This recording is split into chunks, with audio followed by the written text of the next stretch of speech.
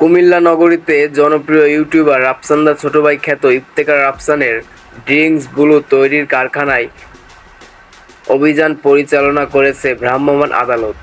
এ সময় নোংরা পরিবেশে মান নিয়ন্ত্রণহীনভাবে ব্লু ড্রিঙ্কস তৈরি করায় ও ঘটনার সত্যতা পেয়ে প্রতিষ্ঠানটিকে ৩০,০০০ টাকা জরিমানা করা হয়। গত ২৪ এপ্রিল কুমিল্লা নগরীর বিসিক এলাকায় অবস্থিত মেসার্স ব্লু ড্রিঙ্কসে অভিযান পরিচালনা করা হয়।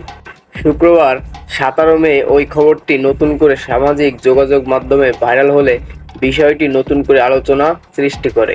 বিএসটিআই কুমিল্লার উপপরিচালক কে এম হানিফ গণমাধ্যমকে বলেন, নিবন্ধন সনদ না থাকা এবং নোংরা পরিবেশে পণ্য উৎপাদন করে বাজারজাত করছিল ব্লু ড্রিঙ্কস নামের একটি প্রতিষ্ঠান।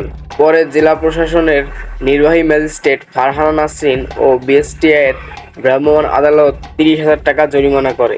প্রসঙ্গত, গত বছরের ৭ ডিসেম্বর ব্লু নামে ইলেকট্রোলাইটস ড্রিঙ্কস ব্লু বাজারজাত করার ঘোষণা দেন আলোচিত ইউটিউবার ইফতেখার রাফসান, যিনি রাফসানদার ছোট ভাই হিসেবে পরিচিত।